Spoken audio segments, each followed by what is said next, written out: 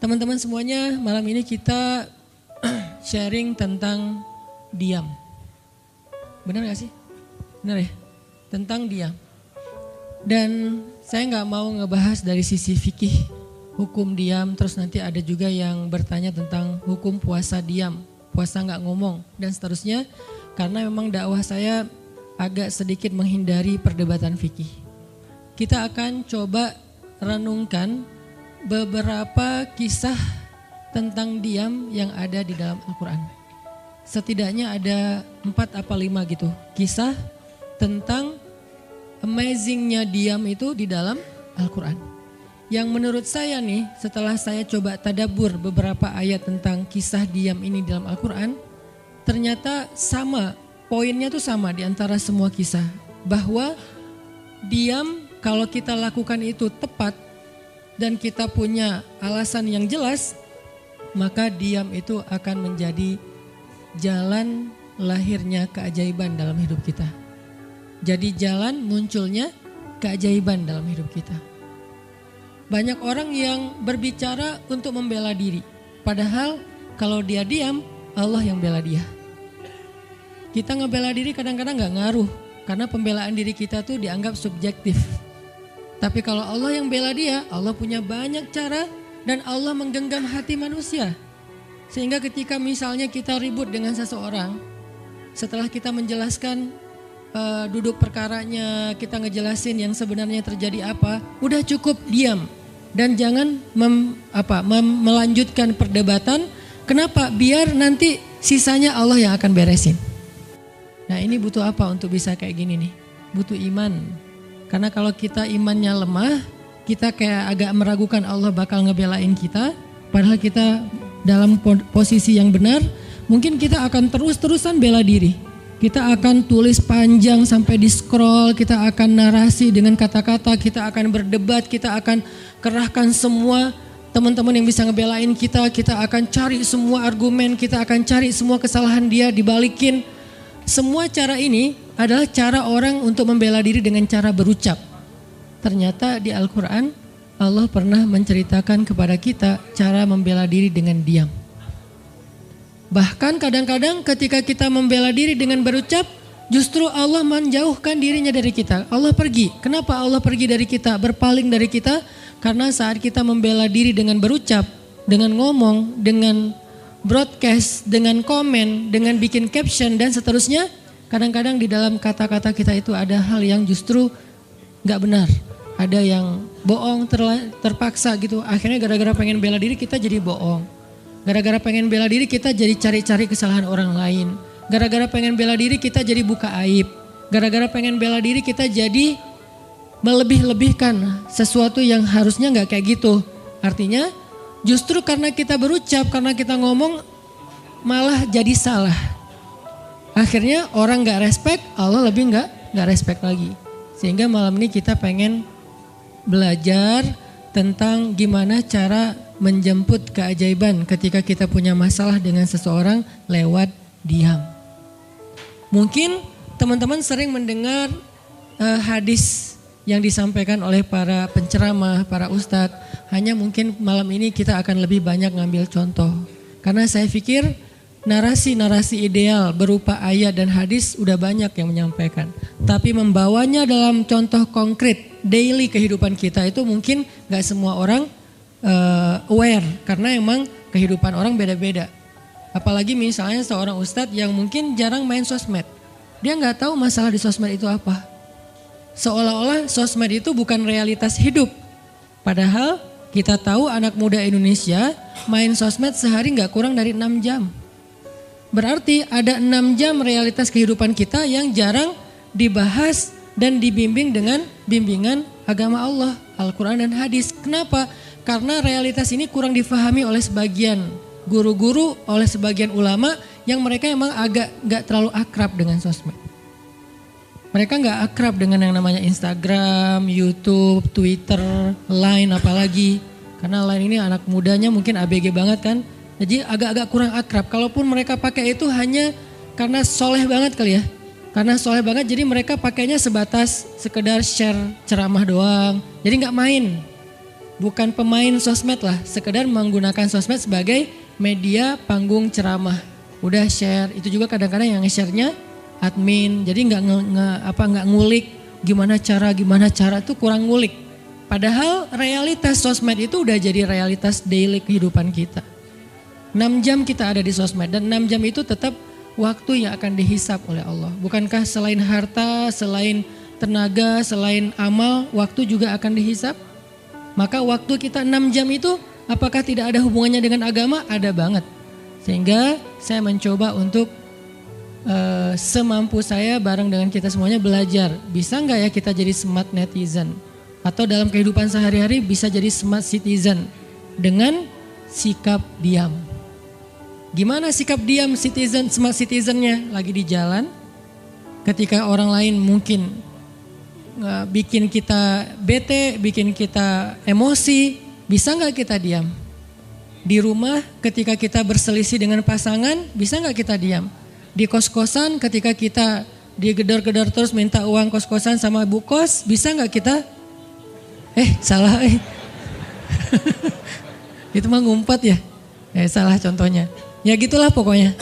Jadi kita akan coba bahas diam ini dari angle daily kehidupan kita. Karena saya lebih suka kayak gitu biar langsung praktis bisa dipakai. Memang hadis-hadisnya banyak. Salah satu yang paling terkenal, man kana yu'minu billahi wal yaumil akhir falyakul khairan aw liyasmut. Cuman contohnya doang yang beda-beda. Narasinya sama, kontennya sama. Cuman contohnya beda tergantung angle seorang ustadz dan wawasan kehidupan yang dia jalanin. Dia hidupnya sebagai apa? Kalau hidupnya sebagai seorang ustadz yang ada di dalam masjid, mungkin ya contoh-contohnya adalah tentang di dalam masjid, tentang bergaul sesama ustadz, dengan aktivis manggilnya akhi ukhti. Tapi kalau dia kehidupannya main, berarti dia akan ngambil contoh tentang main. Gimana kita biar tetap bisa soleh walaupun kita lagi main dan seterusnya. Tapi narasinya sama. Man kana yu'minu billahi wal yaumil akhir falyakul khairan aw liyasmut. Atau nanti cerita yang lain kata Nabi, yang paling banyak memasukkan orang ke dalam api neraka 2. 1 lisannya, 2 kemaluannya. Ini 2 hal yang paling sering menyebabkan orang masuk neraka. Kalau kemaluannya kita tahu artinya dia hawa nafsu, syahwat. Kalau lisan ini ngomong, justru gara-gara kita ngomong banyak, kadang itu jadi kayak pemberat timbangan keburukan kita dan itu tuh rugi gitu. Makanya kita perlu belajar, bukan saya ngajak kita, kita diam aja seharian. Kayaknya agak kurang fair juga ya. Dan saya juga gak diam seharian. Susah kalau untuk diam seharian, apalagi sama keluarga, kan kita butuh ngobrol sama temen. Ya serealistis mungkin dan senatural mungkin. Cuman kalau lagi ada kasus bisa nggak nih kita diam? Terutama kalau lagi ada kasus. Terutama kalau lagi ada masalah. Dan saya yakin kita tuh pasti sering punya masalah dengan seseorang. Gimana caranya kita diam? Gimana cara Nabi diam ketika diomelin oleh Aisyah radhiyallahu anha? Ngomel, diam. Aisyah ngomel kepada Nabi, nggak menceritakan aib orang lain, nggak mencela, cuman ngomel karena lagi cemburu. Nabi diam. Beres Nabi diam, baru Nabi nanya, udahan Aisyah? Udahan. Terus Aisyah mau apa? Udah. Jadi nggak didebat sama Nabi. Padahal Nabi kalau mau mendebat, hadisnya banyak banget. Tinggal sesungguhnya saya bersabda, kan beres ya. Udah selesai. Tapi kok Nabi nggak pakai hadis? Kok malah kita yang pakai hadis Nabi untuk mendebat? Sementara Nabi pemilik hadis nggak pakai hadis buat berdebat. Kalaupun beliau berdebat, perdebatan yang positif, perdebatan yang konstruktif, yang membangun, yang memberikan hasil yang insya Allah tetap menjaga akhlak. Itu yang disebut dengan wajadilhum billati hiya ahsan. Tapi kalau dengan keluarga, Nabi itu nggak suka debat. Istrinya ngambek, istrinya rame-rame nggak mau nggak mau ngomong sama Nabi, ya udah Nabi di mihrab ngomong aja sama Allah sama Jibril. Ternyata lebih dahsyat lagi. Ketika Nabi di mihrab ngomong sama Allah dan Jibril doang, akhirnya istri-istrinya lebih dari seminggu ngerasa kayak nasib kita gimana ya, kok Nabi udah nggak mau ngomong sama kita lagi, kok kita digantung gini gitu kan ya. Akhirnya turunlah ayat Al-Quran yang menegur istri-istri Nabi gara-gara perilaku mereka kepada Nabi. Ini menunjukkan bahwa ayat-ayat tentang diam itu menjadi solusi itu luar biasa loh. Dan saya pengen malam ini sebagai motivator, katanya sebagai motivator saya pengen memotivasi kita supaya kita percaya diam itu solusi. Diam itu keajaiban. Nggak usah komen itu ternyata nggak nge-replay komen head itu ternyata bagus. Nggak usah terlibat dalam perdebatan di sosmed itu tuh bagus banget. Saya hari ini tadi sore posting tentang update berita di Palestina. Ada seorang perempuan yang ditembak di perbatasan sama orang Israel. Kenapa saya turn off si komennya? Karena saya tahu ini akan mengundang emosi. Jadi takutnya malah kemana-mana kan. Jadi ngomong politik, jadi ngomong apa. Mending di turn off aja deh. Tapi kalau yang lagi saya dibully saya biasanya nggak nge-turn off. Yang di turn off tuh hal-hal yang sifatnya memunculkan polemik yang semakin melebar. Jadi kurang produktif. Akhirnya kita offin dulu komennya. Tapi saya tetap pengen share itu biar orang update berita dari sana tuh lagi apa. Dan mudah-mudahan saya berharap itu di repost orang banyak. Akhirnya jadi minimal membangun awareness masyarakat dunia bahwa Palestina itu layak untuk merdeka. Dari dulu udah layak untuk merdeka sejak mereka dijajah oleh Israel. Itu doang sih kampanyenya. Tapi saya nggak mau kampanyenya melebar kemana-mana sehingga di offin dulu aja komennya. Kenapa? Off komen itu kadang-kadang bagian dari diam baik. Ngapain juga kita ladenin komen yang macam-macam walaupun mungkin komennya itu ada yang kita berpihak sama dia, sepaham dengan dia, ada yang beda. Tapi tetap aja saya lihat kadang-kadang komen itu berlebihan. Sampai muncul kalimat-kalimat mencela, sampai marah-marah, sampai caps lock tanda seru kan ya. Ini kan nggak nyaman lagi kan kalau udah kayak gini, mending diam. Nah di sini kita pengen belajar diam itu ternyata ajaib. Diam itu ternyata benar-benar kata orang emas. Diam itu ternyata solusi. Diam itu ternyata pembelaan diri yang paling efektif. Kalau selama ini kita masih percaya membela diri yang paling efektif ngomong. Membela diri yang paling efektif itu bikin postingan. Membela diri yang paling efektif itu bikin caption yang bagus. Membela diri yang paling efektif itu komen. Membela diri yang paling efektif itu minta pembelaan dari manusia. Ternyata mungkin itu benar, tapi ada yang lebih efektif lagi. Membela diri dengan diam. Dan gimana cara membela diri dengan diam sampai mendatangkan keajaiban? Itu yang akan kita coba renungkan malam ini. Oke, yang pertama kita akan baca kisah diam di surat Maryam, surat favorit saya. Coba teman-teman buka surat Maryam, surat 19. Di dalam surat ini ada dua adegan diam.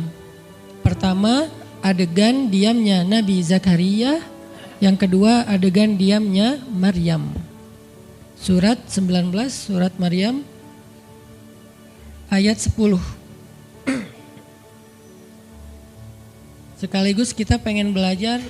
Kalau kita lagi diam pas kita dicerca, ketika kita disakiti, ketika ada masalah dengan seseorang, kalau kita diam kita ngapain gitu kan gitu ya. Nggak diam doang kan, kita ngapain. Nah di sini kita belajar surat 19, surat Maryam ayat 10 dan 11. Kita tilawah bareng-bareng ya.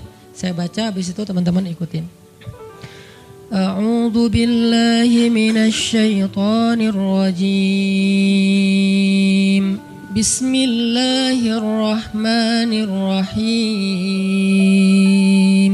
Qala rabbi ij'al li ayah. Qala ayatuka alla tukalliman nasa thalatha layalin sawiyya. فخرج على قومه من المحراب فأوحى إليهم أن سبحوا بكرة وعشيا. Berkatalah Zakaria, Rabbi, berikanlah untukku sebuah pertanda bahwa aku akan punya anak laki-laki. Allah berfirman, tanda-tanda bagimu adalah engkau tidak akan bisa berbicara dengan manusia selama 3 malam berturut-turut. Maka keluarlah Zakaria kepada kaumnya dari mihrabnya dan memberi mereka isyarat supaya mereka bertasbih kepada Allah setiap pagi dan petang. Ini adalah adegan ketika Nabi Zakaria dapat berita gembira akan punya anak laki-laki. Karena Nabi Zakaria berdoa minta anak laki-laki dari sejak nikah sampai usia 80 tahun. Kurang lebih sekitar 50 tahun berdoa.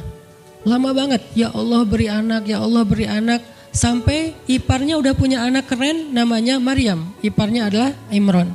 Udah punya anak keren banget, cewek, solehah, dari kecil udah beribadah di Masjidil Aqsa. Zakaria masih minta anak, ya Allah, ya Allah, ya Allah. Sampai puncaknya Zakaria ngelihat Maryam dapat makanan dari langit.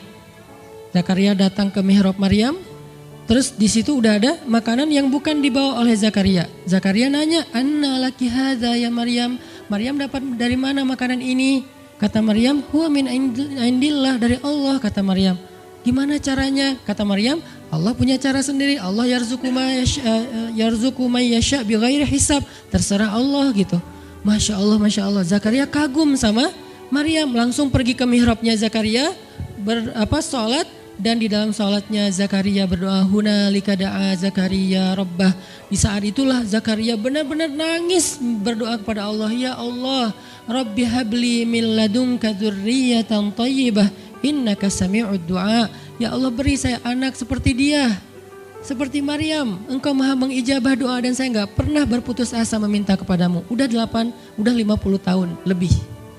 Tiba-tiba Allah bilang, ya Zakaria, inna nubasyiruka bi ghulam ismuhu Yahya lam naj'al lahu min qablu samiyya. Zakaria, sekarang kami akan perkenankan doamu, kamu akan punya anak, beri dia nama Yahya. Belum pernah ada anak seperti dia yang soleh di muka bumi. Zakaria kaget, walaupun doa, tapi beliau masih berpikir kayak, gimana caranya saya punya anak? Ini kayak tarik-tarikan antara logika manusia dengan iman. Imannya percaya Allah Maha Kuasa, tapi logikanya gimana caranya? Istri saya udah tua, saya juga udah tua. Lalu Nabi Zakaria bertanya untuk biar lebih tenang, supaya logikanya nggak ragu lagi. Kalau imannya udah mantap, tinggal logika. Zakaria tanya, beri saya ij'al li ayah, beri saya bukti tanda gimana cara saya punya anak. Kata Allah, tandanya alla tukalliman nas salasa layalin sawiyya. Kamu tiba-tiba nggak bisa ngomong. Kamu sehat, kamu nggak punya masalah, tapi kamu nggak bisa ngomong. Mau ngomong tuh gak bisa. Kamu bisa tilawah, kamu bisa zikir, tapi kamu gak bisa ngomong. Bisa subhanallah, subhanallah, subhanallah. Bisa alhamdulillahi rabbil alamin. Gak bisa. Jadi baca Quran, kalau ada Quran, tapi dulu kan Taurat ya. Baca Taurat bisa, zikir bisa, hayya ala sholah, kalau azan ada azannya bisa. Pokoknya semua bisa kecuali mau ngomong tuh gak bisa. Masya Allah ya, luar biasa. Kenapa? Karena Allah pengen Zakaria zikir aja 3 hari. Jangan ngomong dengan manusia walaupun ucapannya baik kecuali zikir. Jadi kalau mau ngomong dengan manusia, subhanallah, masya Allah, alhamdulillah, bismillah. Cuman gitu doang ngomongnya. Gak bisa, lu mau kemana? Gak bisa. Insya Allah gitu. Jadi cuman bisa zikir. Saking Allah pengen Zakaria menghabiskan 3 hari sebelum Allah tunjukkan keajaiban hanya dengan berzikir. Apa poinnya di sini? Kalau kita pengen ada keajaiban dalam diam, maka isilah diam kita dengan zikrullah. InsyaAllah nanti kita lanjutkan setelah sholat isya. Bismillahirrahmanirrahim. Teman-teman semuanya, kita lanjutkan tadabbur kita terhadap ayat di surat Maryam. Ayat 10 dan 11, kisah keajaiban yang diperoleh oleh Nabi Zakaria alaihissalam. Dengan Allah anugerahkan untuk beliau anak yang super duper keren luar biasa yang bernama Yahya alaihissalam. Dan salah satu cara Allah subhanahu wa ta'ala mendidik Nabi Zakaria untuk menjemput keajaiban itu adalah Allah menyuruh Zakaria untuk diam dan mengisi diamnya dengan zikratullah bukratan wa asiyya. Mengingat Allah pada waktu pagi dan pada waktu petang. Artinya diisi dengan zikir. Dan waktu itu Nabi Zakaria menurut ulama tafsir, beliau tidak cacat lisannya, benar-benar bisa ngomong. Hanya tidak bisa bicara dengan manusia tapi bisa berzikir. Jadi beliau bisa zikir, bisa mengucapkan kalimat-kalimat Alkitab yaitu Taurat. Beliau bisa membaca ayat-ayat Allah, beliau bisa mengucapkan kalimat bismillah dan seterusnya, tapi gak bisa ngomong dengan manusia. Dan itu terjadi selama 3 malam. Dan akhirnya setelah 3 malam, Nabi Zakaria tiba-tiba dapat berita gembira kalau istri beliau hamil. Ini pelajaran penting banget buat kita. Kalau ini pernah berlaku terjadi kepada Nabi Zakaria, keajaiban dengan cara kayak gini, maka ini juga akan terjadi kepada kita. Itulah alasan kenapa kisah tersebut direkam dalam Al-Quran. Supaya dia menjadi pelajaran hudan lil muttaqin. Itu kenapa Allah katakan Al-Quran hudan lil muttaqin. Petunjuk bagi orang yang bertakwa. Orang yang pengen memperbaiki diri. Orang yang pengen dapat solusi. Muttaqin, orang yang pengen wa may yattaqillaha yaj'al lahu makhraja. Dapat jalan keluar. Wa yarzuqhu min haitsu la yahtasib. Dikasih rezeki yang enggak terduga-duga. Wa may yattaqillaha yaj'al lahu min amrihi yusra, diberikan kemudahan. Wa may yattaqillaha yaj'al lahu yukaffir anhu sayyi'atihi, dihapuskan semua dosa. Wa yu'dhim lahu ajra, dikasih reward yang berlipat-lipat. Maka siapa yang pengen dapetin keajaiban-keajaiban orang bertakwa itu, maka jadikanlah Al-Quran sebagai petunjuknya, hudan lil muttaqin. Nah, gimana cara kita jadiin Al-Quran sebagai petunjuk? Jawabannya juga ada di ayat yang sama. La raiba fih, jangan ragukan ayat-ayat Al-Quran. Termasuk kisah-kisah yang ada di dalamnya. Sehingga kalau kita benar-benar percaya kisah Nabi Zakaria mendapatkan keajaiban dengan cara diam dan zikir, maka kita coba terapin itu dalam masalah hidup kita. Insya Allah kita juga akan mendapatkan keajaiban dan kejutan seperti yang didapatin oleh Nabi Zakaria. Itu pesan poin yang ada di dalam ayat 10 dan 11 surat Maryam. Sehingga buat sebagian orang yang mungkin ngerasa selama ini sering disakiti, sering dicuekin, sering didebat, sering diapain, jangan terlalu diladenin.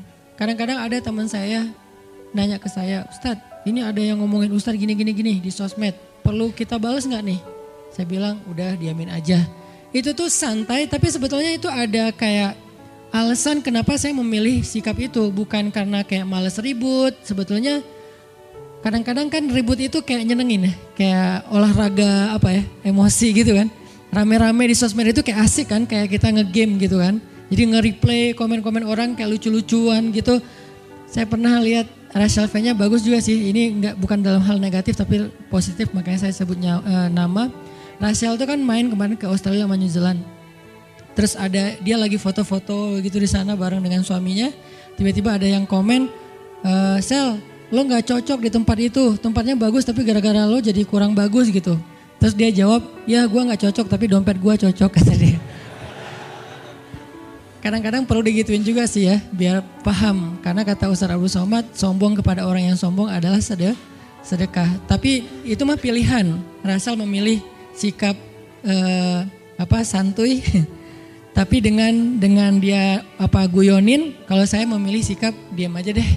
Karena saya takut kalau saya ngomong malah jadi panjang debatnya. Dan saya merasa gak mampu untuk selalu membela diri dengan argumen. Karena membela diri dengan argumen kadang-kadang ya kalau bahasa Ustaz Umar Mita, orang yang mencintaimu tidak butuh alasan. Orang yang membencimu tidak akan menerima alasan. Jadi kayak ya udahlah diamin aja. Ternyata dengan kita diam muncul aja keajaiban. Banyak keajaiban. Jadi benar-benar saya percaya banget diam itu tuh keajaiban. Dan itu berlaku dalam dakwah, berlaku dalam masalah keluarga. Ketika istri lagi ngambek, dia misalnya komen panjang di sosmed, di WhatsApp misalnya, dia kayak misalnya namanya juga lagi ngambek ya, ngomong panjang di WhatsApp. Kalau saya sabar untuk diam, itu tuh beres dengan sendirinya dan akhirnya malah lebih baik. Tapi kalau saya kepancing, jadi kita balas-balesan. Sepanjang hari WhatsAppan terus gak beres-beres, tapi hasilnya makin lama tuh tangan pegel, hati panas. Karena kayak pengen dia balas apa, oh balesin lagi, balesin lagi. Terus aja gitu habis energi dan kerasa gitu capeknya tuh luar biasa. Tiba-tiba muka jadi lebih tua gitu kan ya. Tiba-tiba berkerut semua. Terus warna kulit makin doff gitu. Ini gara-gara efek stres kali ya. Jadi intinya adalah jangan diladenin. Diamin aja setelah kita klarifikasi fitnah. Kalau itu berbentuk fitnah. Tetap kita butuh tabayun. Klarifikasi biar tidak menyebar fitnah. Tapi beres klarifikasi nggak usah diperpanjang. Berapa kali mungkin teman-teman ngelihat mungkin saya pernah nggak ada apa-apanya sih dibandingkan Ustadz Felix. Kalau beliau lebih pro lah dalam masalah kayak gini. Kalau saya beberapa kali dibully di sosmed, Pernah nggak saya ladenin? Hampir nggak pernah. Cuman klarifikasi maksudnya, udah beres, diamin aja, diamin. Sepahit apapun, sepanas apapun kalimatnya, yang kadang-kadang Ustaz nggak baca, penasaran soalnya. Kalau kita diam karena nggak baca mungkin nggak ada challenge-nya kan. Ini baca komennya semua sampai ribuan itu satu-satu dibaca tuh. Oh gini ya, bisa gini ya orang ngomong teh. Terus aja dibacain satu-satu. Capek cari air putih, minum lagi, baca lagi gitu. Terus sampai beres dibaca itu. Mungkin 2 hari lah baru khatam. Saking banyaknya komen. Tapi mencoba lagi belajar, bukan udah jago enggak, sama sekali enggak. Mencoba lagi belajar, bisa enggak setelah udah panas banget, gergetan banget beberapa, udah bisa banget tuh dibalesin, di replay. Jangan deh, ada yang udah di replay panjang, dihapus lagi enggak jadi. Kenapa? Karena masih belajar yakin diam itu keajaiban. Dan selama ini saya ngebuktiin diam itu emang keajaiban.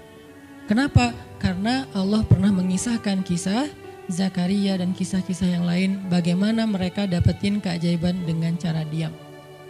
Ini yang kita coba pengen rubah sedikit persepsi kita. Nggak selalu bela diri dengan ngomong. Kadang kita bela diri itu dengan diam. Nggak selalu kita dapetin keajaiban itu dengan hanya mengandalkan manusia. Tapi justru kita dapetin keajaiban saat kita mengandalkan Allah Subhanahu wa Ta'ala. Itu tuh dahsyat. Yang kedua, sekarang setelah Nabi Zakaria dapat keajaiban anak yang soleh banget, sampai Allah kisahkan di ayat 13 gimana solehnya dia, 14, 15 dan seterusnya. Sekarang kita baca kisah kedua, yaitu kisah Sayyidah Maryam. Yaitu ada di ayat 26. Petikannya ada di, cuplikannya ada di ayat 26. Kalau kisah Maryam mah dimulai dari ayat 16 ya. Tapi yang masalah diam itu ada di ayat 26, 27, 28, dan 29. Bismillahirrahmanirrahim. Fakuli washrabi wa qarri aina fa imma tarayinna minal bashari ahadan فقولي إني نذرت للرحمن صوما فلن أكلم اليوم إنسيا فأتت به قومها تحمله قالوا يا مريم لقد جئت شيئا فريا يا أخت هارون ما كان أبوك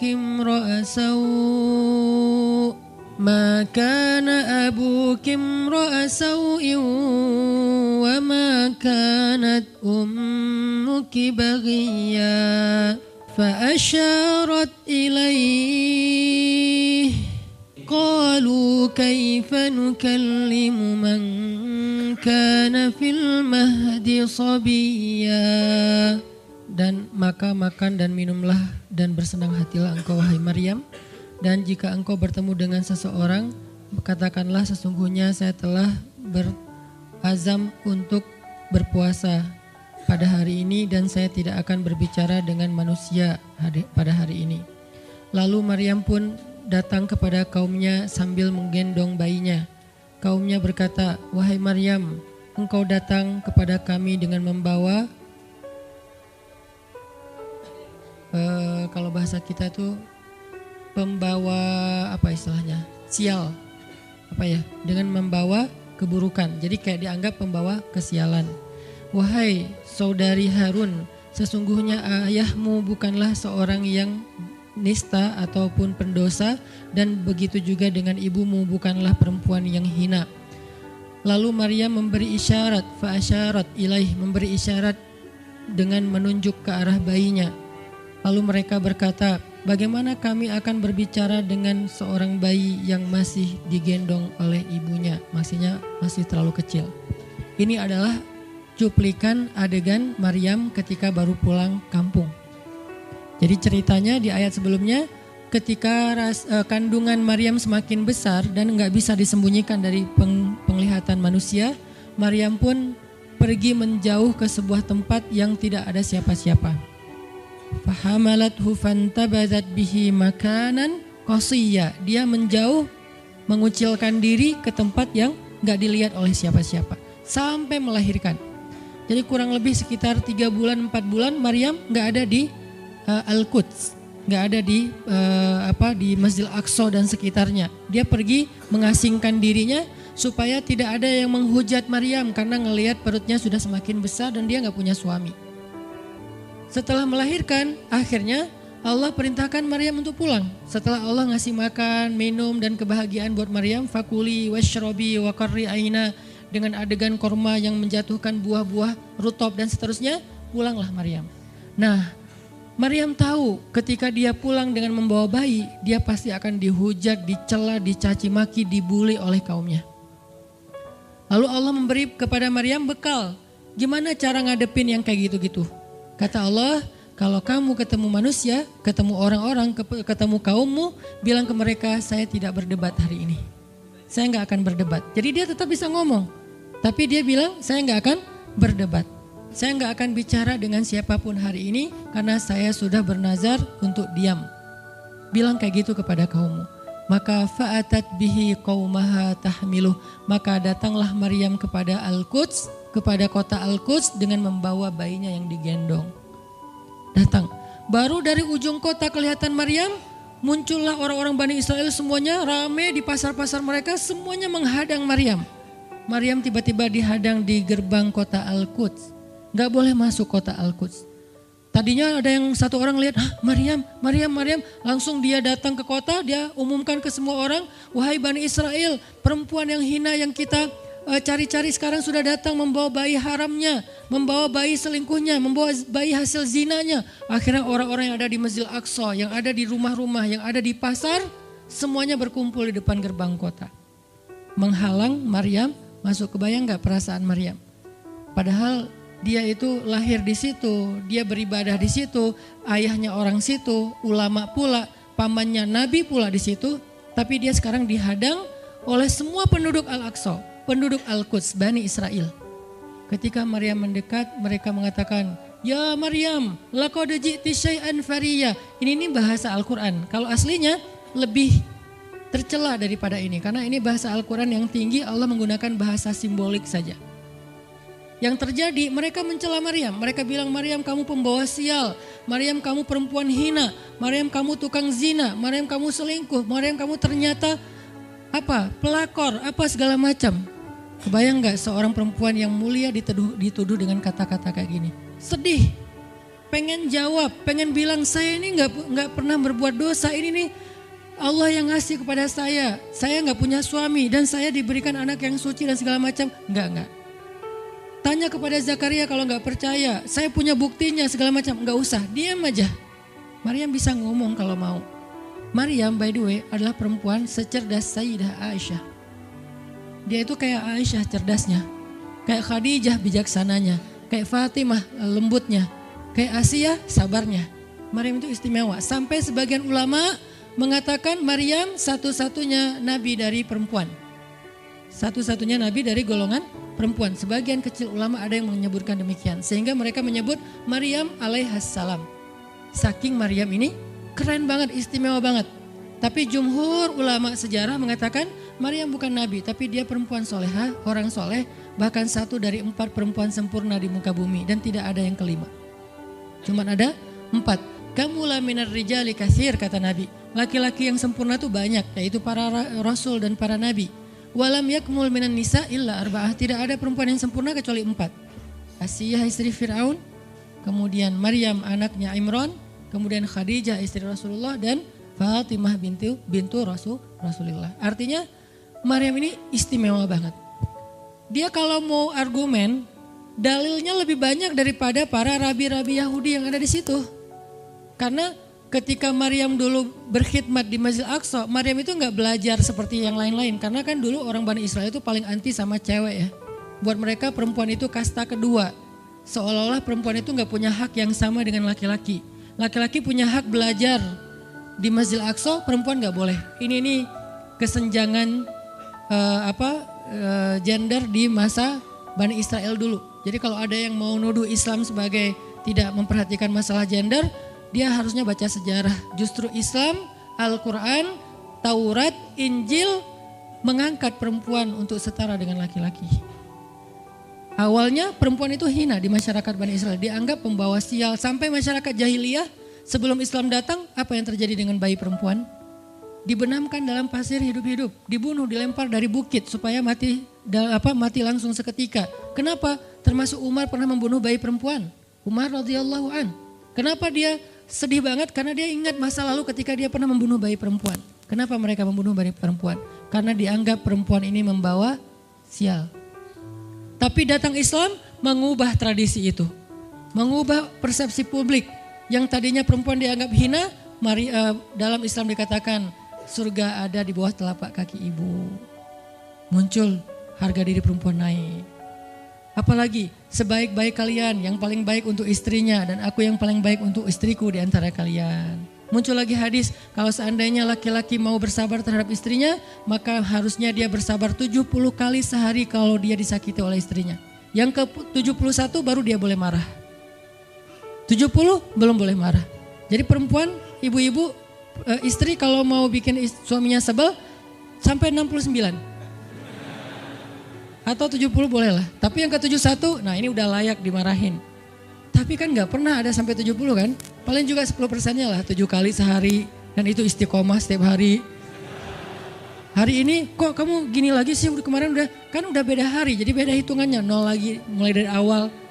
Tapi nanti ada hadis penyeimbang. Nabi itu kan bijaksana banget. Yang diajarin bukan cewek doang, cowok juga diajarin. Ketika hadisnya supaya memuliakan perempuan ada, nanti ada lagi hadis laki-laki. Seandainya seorang perempuan menjilat luka dan darah dan nanah di tubuh suaminya, itu belum bisa membayar satu saja kebaikan suami kepada dia. Jadi menjilat lukanya aja belum bisa bayar kebaikan, terus ngapain marah-marah coba. Sehingga dua-duanya ada nasihat untuk suami. Kalau istrinya lagi ngambek, namanya juga lagi sedih, ya udah kamu sabar aja 70 kali.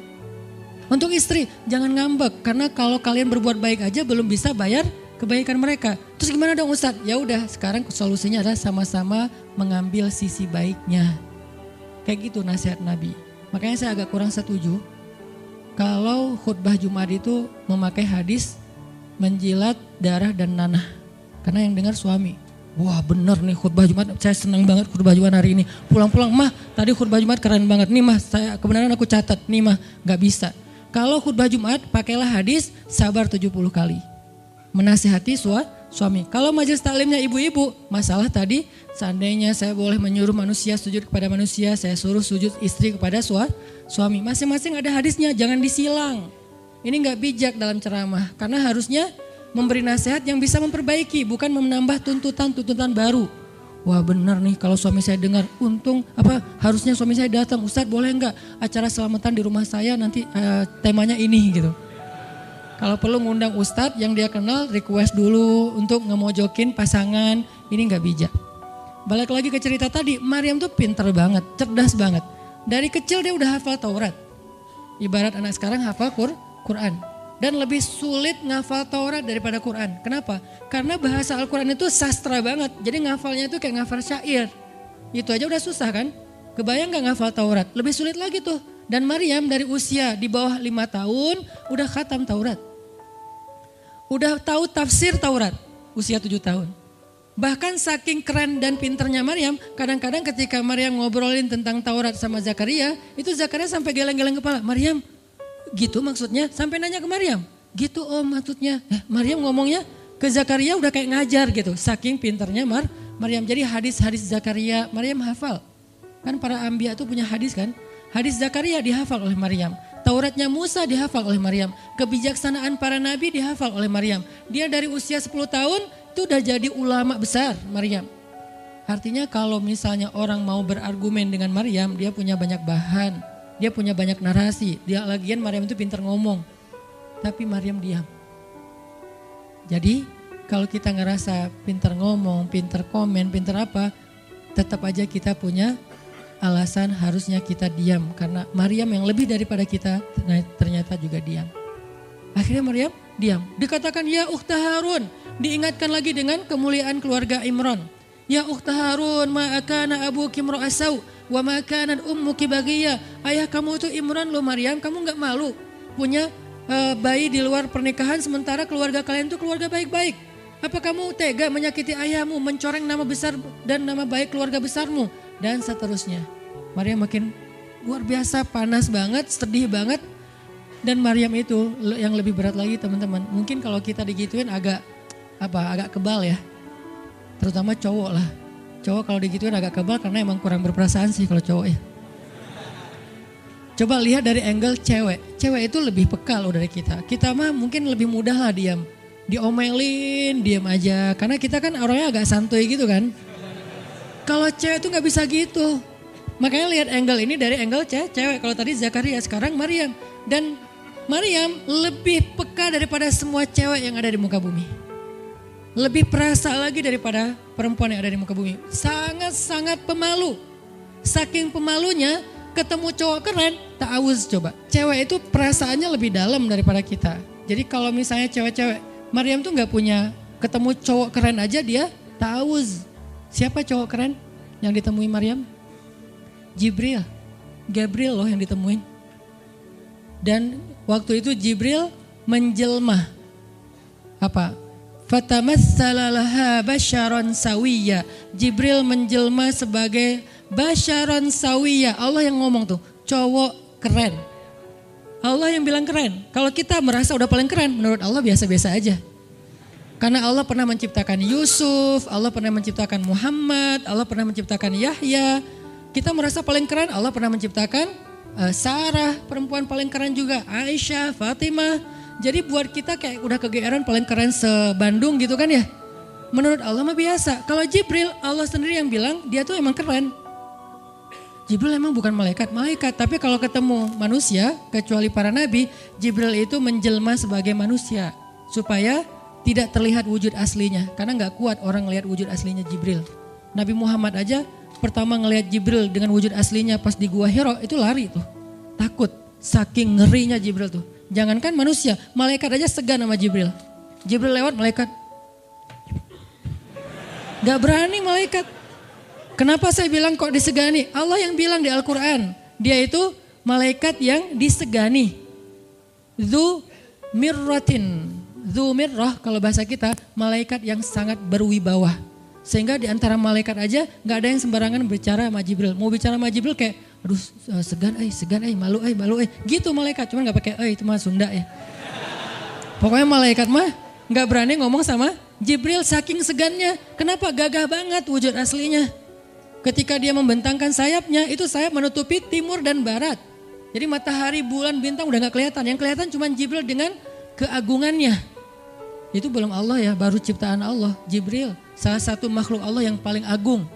Sehingga saking kerennya Jibril, Allah gak menyebutnya dengan nama malaikat. Padahal golongannya malaikat, tapi Allah menyebutnya dengan Ruhul Quds, Roh Kudus, yaitu Jibril. Nah ketika ketemu dengan Maryam, Jibril bermisal itu menjelma sebagai basyaron sawiyya, cowok keren banget. Saking kerennya Jibril, Umar aja terkesima ngeliat Jibril. Pernah Jibril datang ngajarin iman, Islam, ihsan kepada Nabi Muhammad. Dan Umar ngeliat Jibril terkesima, gak bisa ngomong, diem aja. Benar-benar speechless banget nih Umar. Jibril udah pulang, baru Nabi nanya, Umar tahu nggak itu siapa? Hah, apa Rasul? Gitu. Saking masih kayak terkesima. Apa Rasul? Tahu nggak barusan siapa? Siapa ya Rasulullah? Saya nggak kenal orang itu, kok keren banget. Kata Rasul, itulah Jibril. Masya Allah itu Jibril. Ya Alhamdulillah bisa ngeliat Jibril langsung, tahu gitu tadi. Gitu ya. Kalau bahasa kita mah udah langsung pengen foto-foto kan sama Jibril. Kebayang nggak cowok sekarang lihat Jibril? Baru lihat artis Korea aja kita udah kayak gimana kan, BTS atau apa, udah segala macam, udah guling-guling, udah gigit jari, baru BTS doang. Kadang-kadang nggak ngelihat BTS langsung, cuma lihat di TV doang udah aku nggak bisa gini, aku nggak bisa gitu kan ya. Belum ketemu Jibril loh. Jadi nggak ada lah artis sekeren Jibril. Baru Yusuf aja udah pada ngiris tangan, belum malaikat.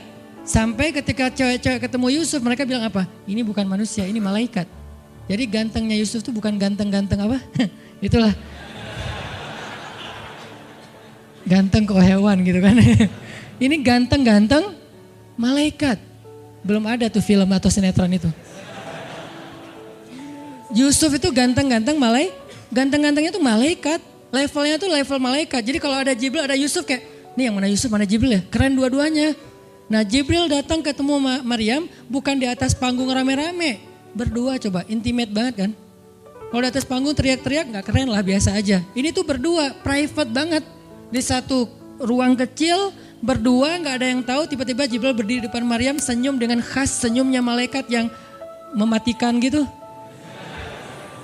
Maryam pas buka mata lagi zikir ngelihat Jibril depan matanya keren banget. Langsung Maryam bilang apa? A'udzubillah. Cie, wibawa banget kan Maryam? A'udzubirrahmani minka in kunta taqiyya. Jadi emang elegan sih orang-orang soleh itu.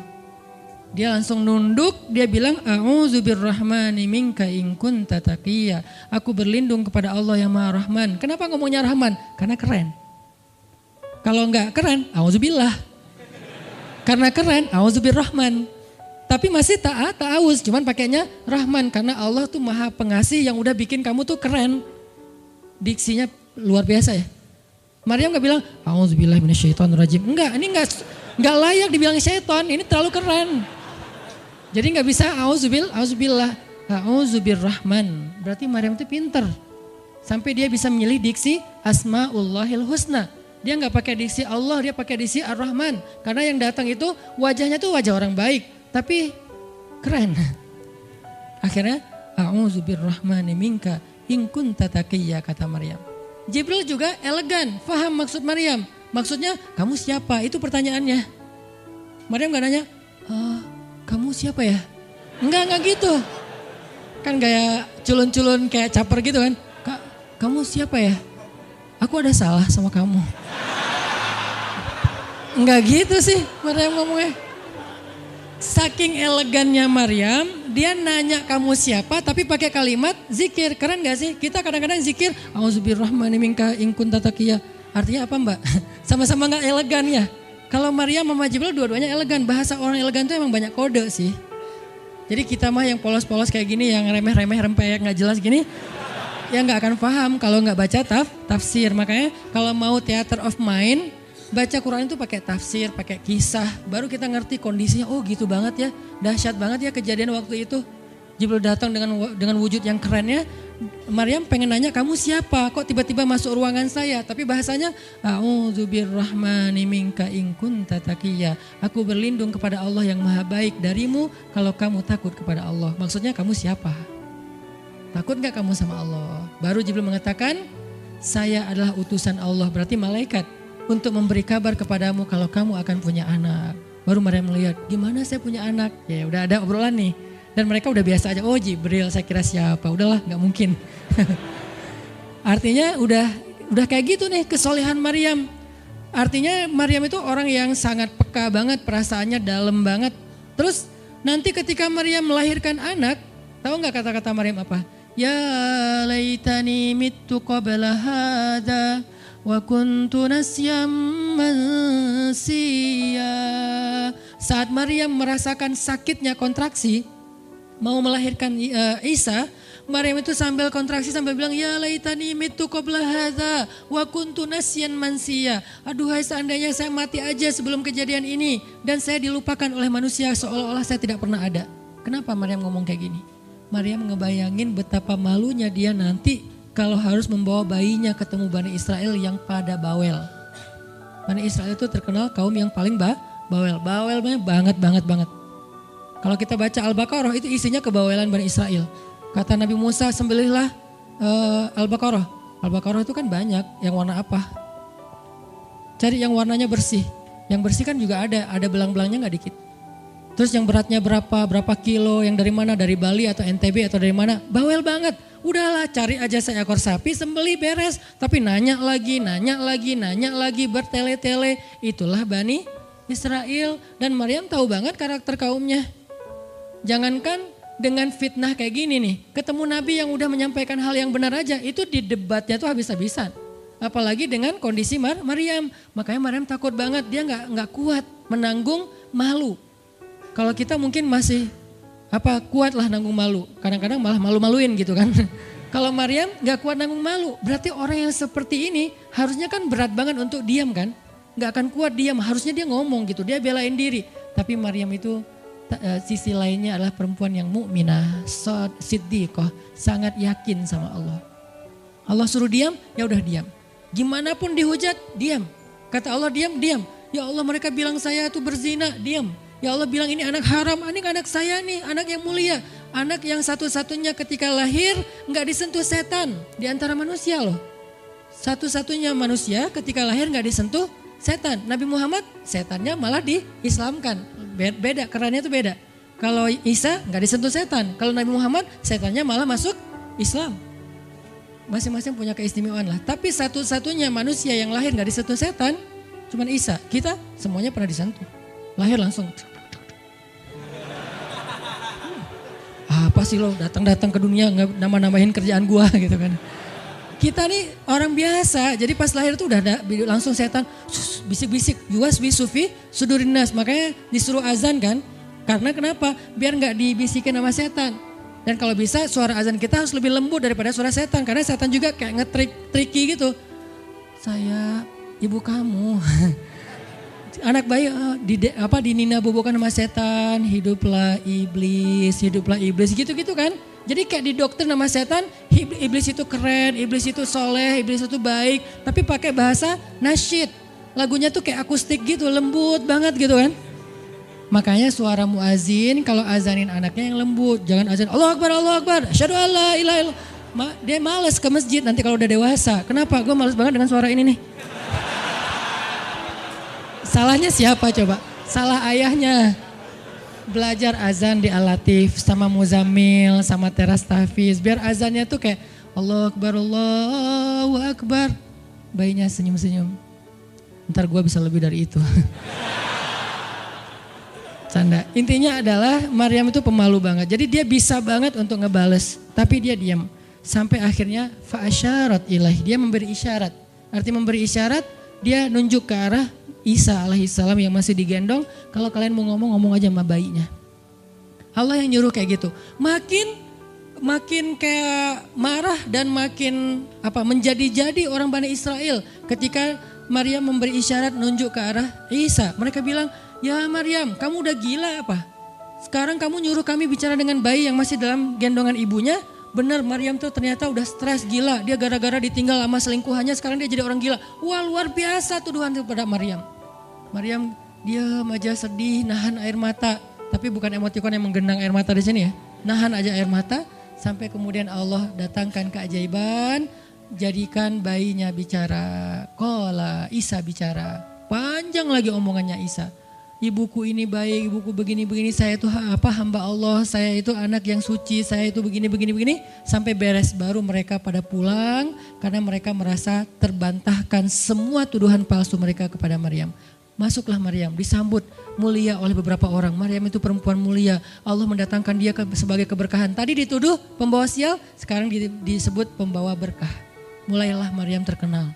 Isa dididik, kemana Isa pergi, anak-anak kecil segengnya Isa pengen jadi temannya Isa. Gue temannya Isa lo, gue temannya Isa lo. Gak lama kemudian Isa jadi temannya Yahya. Ketika dia udah bisa main sama Yahya, main berdua sama Yahya. Kemana-mana berdua, Yahya, Isa. Tapi usianya agak jauh berbeda. Ketika Yahya udah masuk SD, Isa barulah lahir. Jadi kayak agak sekitar 7-10 tahun lah kurang lebih. Mereka jarak usianya. Tapi pas Isa udah remaja, mereka udah nyambung ngobrol. Nah, kelebihan masing-masing, kalau Yahya ini penghafal kitab Taurat, datang Isa, Yahya menghafal kitab Injil. Yahya Nabi, Isa Rasul, satu level di atas Nabi. Kalau Nabi mengikuti ajaran Rasul sebelumnya, kalau Rasul membawa ajaran baru. Jadi sebelum Isa lahir, Yahya mengikuti ajaran Musa dengan kitab Tauratnya. Setelah Isa lahir, Yahya mengikuti ajaran Isa dengan kitab Injilnya. Jadi bisa dibilang Nabi yang mengikuti dua ajaran Rasul, Yahya alaihissalam. Dia menghafal dua kitab suci sekaligus, Taurat dan Injil. Perempuan Maryam radhiyallahu anha, dia menghafal kitab Taurat dan Injil dari anaknya sendiri. Inilah kisah Maryam yang mendapatkan keajaiban dengan cara diam. Terakhir kisah Nabi Muhammad SAW ketika beliau bahasa lebih tepatnya, dalam tanda petik ya, biar nggak bisa disalahin. Kayak didiemin lah sama istri-istri beliau. Gara-gara istri-istrinya ngambek. Di dalam surat At-Tahrim, surat 66, coba kita buka. Surat 66. Ini juga kalau teman-teman baca kisah surat ini tuh luar biasa ya. Kita kayak baca novel atau kayak nonton film, keren banget. Saya memang senang banget dengan sirah Nabi dan para anbiya, dan terutama kalau sirah ini berbentuk storytelling, bukan data sejarah ya, karena membaca data sejarah itu emang agak-agak liar sih. Tapi kalau storytelling kan kita adegan ya, wah seru ya, itu lebih keren daripada Disney, Marvel, Endgame, satu apalah. Lebih seru baca sirah kalau kita paham. Surat 66 ayat 4, ayat 5. Ayat 5. Itu tuh ceritanya, saya langsung ke ceritanya aja.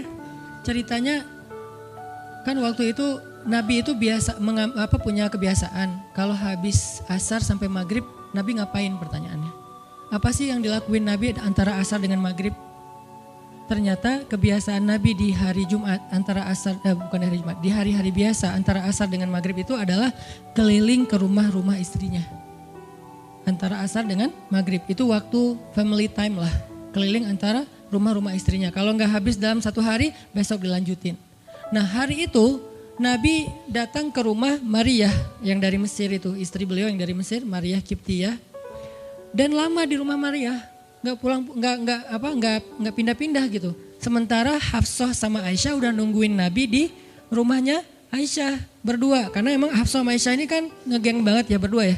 Kayak soulmate banget lah, walaupun sama-sama istri Nabi tapi mereka kayak fair, berdua tuh gak ada masalah. Kalau yang dengan yang lain mereka cemburu.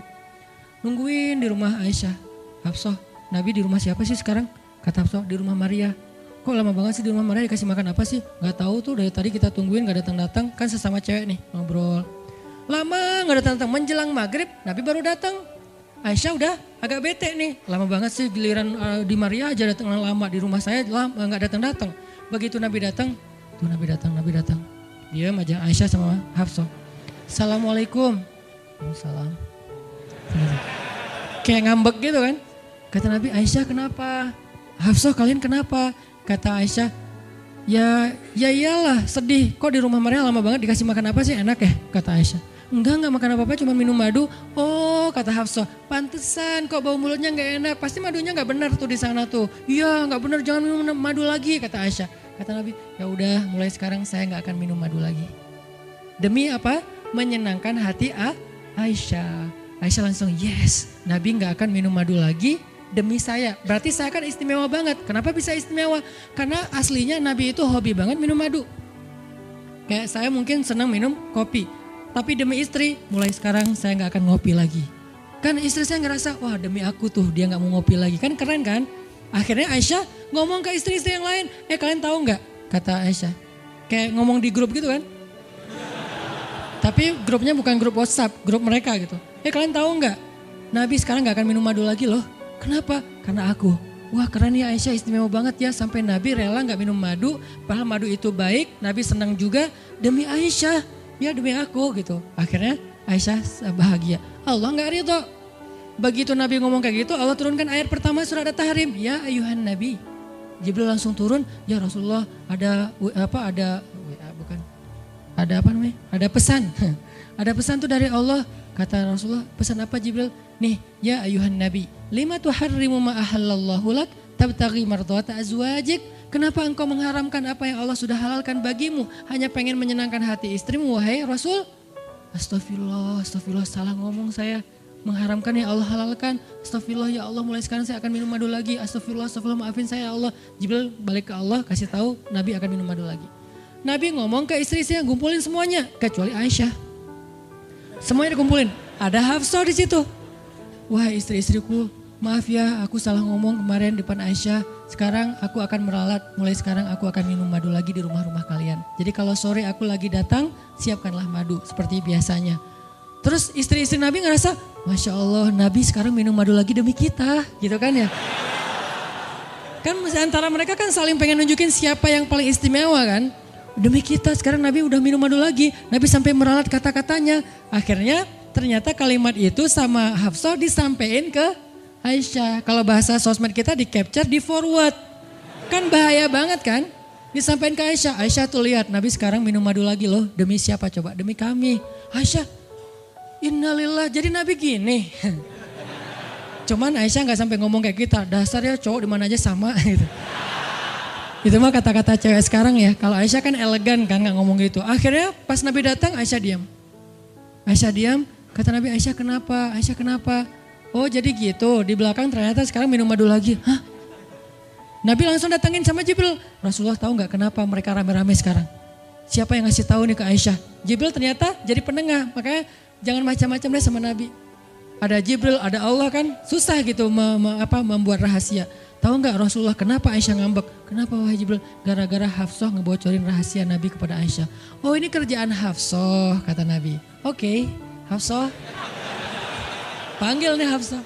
Dipanggil Hafsah, kata Nabi, Hafsah kamu udah membocorkan rahasia saya. Ini menurut sebagian tafsir. Memang ada banyak tafsir sih. Salah satu tafsirnya kayak gitu. Hafsah kamu udah membocorkan rahasia aku. Dan sekarang istri-istri pada ngambek. Istri yang lain juga ikut ngambek sekarang gara-gara Nabi kayak sekali minum madu, sekali gak minum madu. Yang lain pada diam semuanya. Datang ke rumah Ummu Salamah. Assalamualaikum, Ummu Salamah, waalaikumsalam. Tadi kayak aku belum selesai jemuran, dah langsung pergi jemuran. Gak mau ngomong sama Nabi. Maria, assalamualaikum, waalaikumsalam. Kayaknya tadi aku lagi sibuk nyetrika deh. Jadi gak ada yang mau ngomong sama Nabi. Diam semuanya. Nabi kan jadi sedih kan. Gara-gara siapa coba? Gara-gara Hafsah. Akhirnya Nabi bilang, Hafsah, aku kecewa banget dengan sikap kamu. Kamu gak jaga rahasia aku. Sekarang aku antar kamu pulangnya ke rumah Umar. Bahasa lainnya diceraikan. Hafsah dicerain sama Nabi. Kerennya Hafsah pas digituin, dia cuma nangis. Dia gak bilang, ya Rasulullah, Rasul tega nyerain saya, terus saya gimana? Gitu. Enggak. Rasulullah cuma masalah madu doang, cuma masalah capture dan saya forward doang kayak gitu langsung diceraikan. Tega banget sih Rasulullah. Rasulullah gak punya hati apa? Enggak. Hafsah tuh diam. Ini nih keajaiban diam yang lain ya. Diceraikan sama Nabi. Innalillah, astagfirullahaladzim. Hafsah yuk kita pulang ke rumah Umar. Iya ya Rasulullah, pulang aja. Baik banget nih Hafsah, soleha banget. Jadi by the way emang semua istri Nabi itu soleha, cuman namanya perempuan kadang-kadang muncul sifat dasarnya mereka cemburu, mereka sedih, mereka baper. Tapi itu manusiawi dan perempuan yang soleha pun merasakan hal itu. Hafsah pulang ke rumah Umar. Assalamualaikum, waalaikumsalam, dibuka sama Umar. Ya Rasulullah, Hafsah langsung masuk ke kamarnya. Ya Rasulullah, anak saya bikin salah apa? Pasti dia nyakitin Rasulullah ya. Maaf ya Rasulullah. Langsung Umar marah-marah. Hafsah, kamu ngapain sama Rasulullah? Hafsah diam aja. Dimarahin habis-habisan sama Umar. Umar tahu sendiri, sayang banget kan sama Nabi. Ketika ada masalah antara Nabi dengan anaknya, pasti yang dimarahin anaknya, bukan Nabi. Nabi pulang, Hafsah diomelin sama Umar. Diam aja, gak ngomong apa-apa. Diam. Akhirnya Jibril turun. Ya Rasulullah, ada pesan dari Allah. Apa wahai Jibril? Di surat At-Tolak, surat putus. Kan At-Tolak itu artinya diputusin. Bahasa ini pesantrennya dicerai. Turun surat At-Tolak. Kata Jibril, Allah nyuruh kamu raji'ha ya Rasulullah. Raji'ha innaha qawwamah sawwamah fa innaha min azwajika fil jannah. Wahai Rasulullah, rujuk Hafsah. Disuruh rujuk. Allah gak reda Rasul menceraikan Hafsah. Tahu nggak kenapa Allah begitu membela Hafsah ketika Hafsah ada masalah dengan Rasul? Salah satunya karena Hafsah diam. Harusnya Allah ngebela Rasul, Umar aja ngebela Rasul, sahabat-sahabat ngebela Rasul karena Rasulullah selalu benar. Tapi Allah ngebela Hafsah, kenapa? Karena Hafsah diam, sebegitu ajaibnya diam. Sampai ketika ada seorang perempuan bermasalah dengan kekasih Allah, Allah malah membela perempuan ini, bukan kekasihnya. Raji'ha ya Muhammad, rujuk Hafsah, dia itu istrimu di dunia dan di surga. Akhirnya Rasulullah, jadi saya rujuk wahai Umar, ya Hafsah masih nangis di kamarnya. Balik lagi Rasulullah naik onta ke rumah Hafsah, assalamualaikum, waalaikumsalam. Ya Rasulullah, udah saya marahin tuh. Hafsah kata Umar, udah gak apa-apa Rasulullah, udah gak usah bersedih, udah saya marahin habis-habisan dia tuh. Kata Rasulullah, Umar, aku pengen ngomong sama Hafsah. Ya Rasulullah jangan, biar saya aja ngomong, dia emang gak bisa ketemu sama Rasul. Ya Umar, aku pengen ketemu sama istriku. Hah, istrimu? Hafsah itu Rasulullah, keluar lagi Hafsah. Soleha banget, lembut banget, keluar. Ada apa ya Rasul? Hafsah tuh gak marah-marah. Ada apa ya Rasul? Hafsah, aku pengen ngomong sama kamu. Umar diam bingung.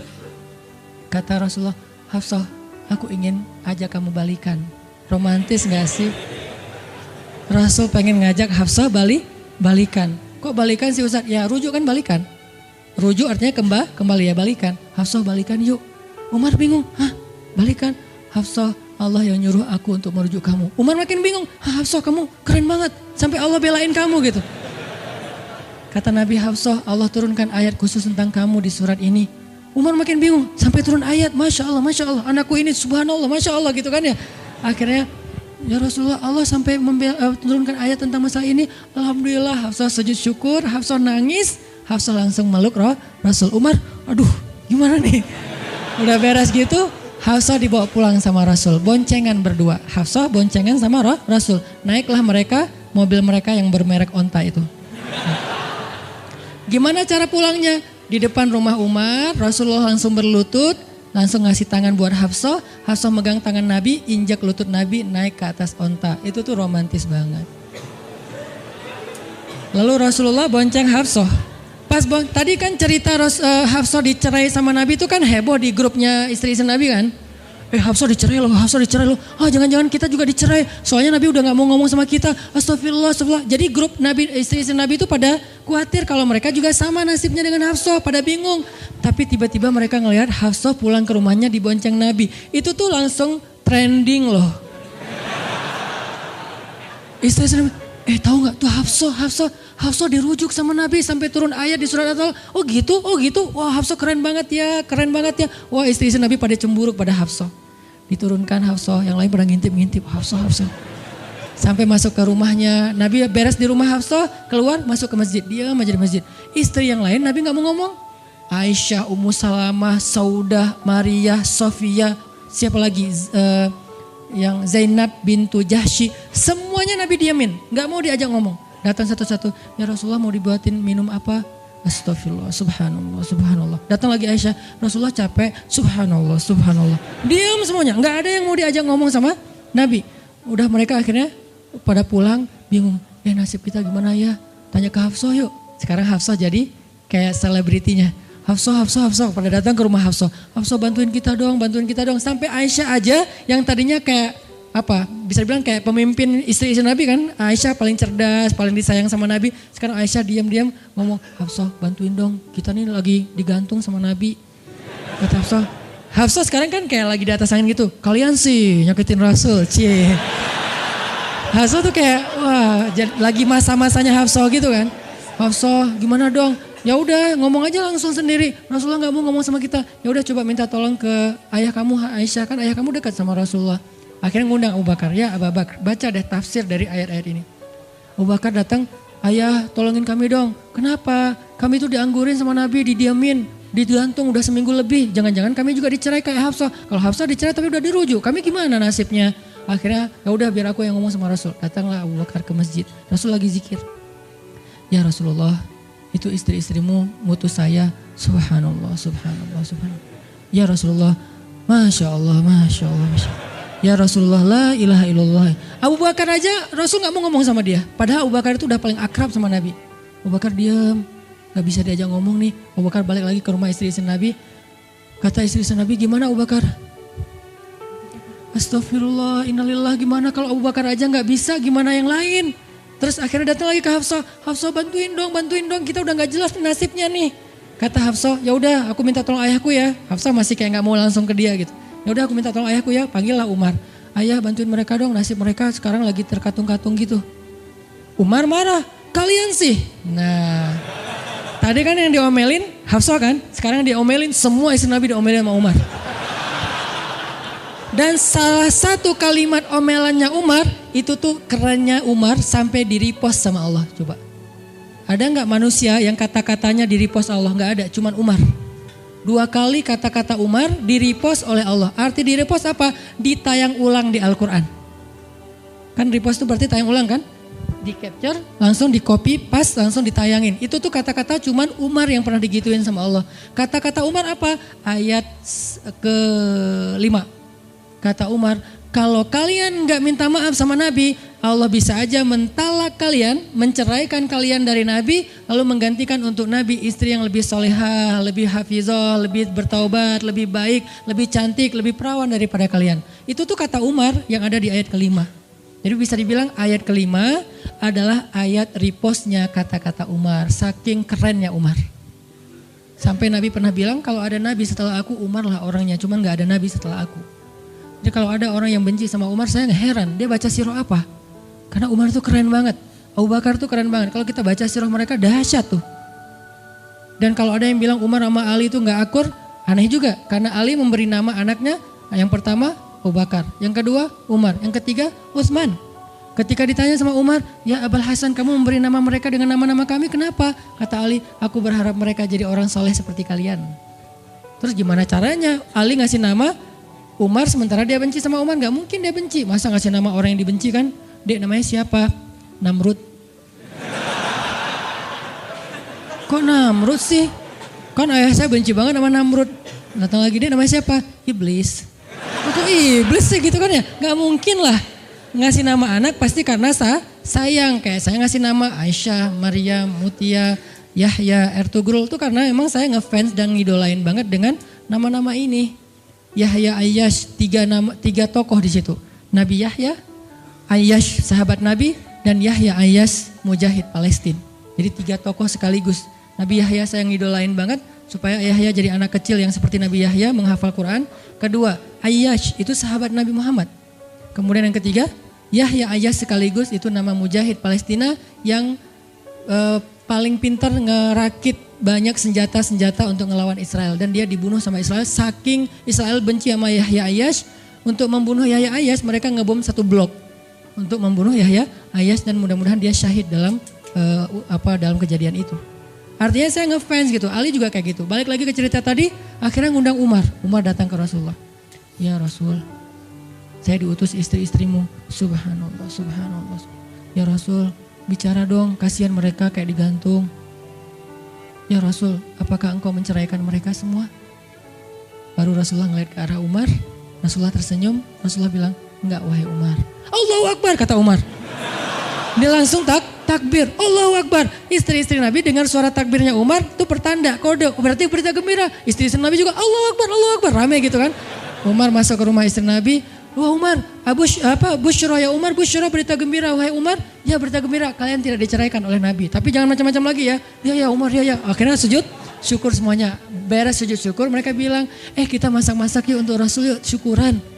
Di rumah siapa? Ya di rumah Hafsah lah. Akhirnya mereka masak-masak di rumah Hafsah. Pas sudah beres masak-masak, mereka ngundang Nabi untuk pulang.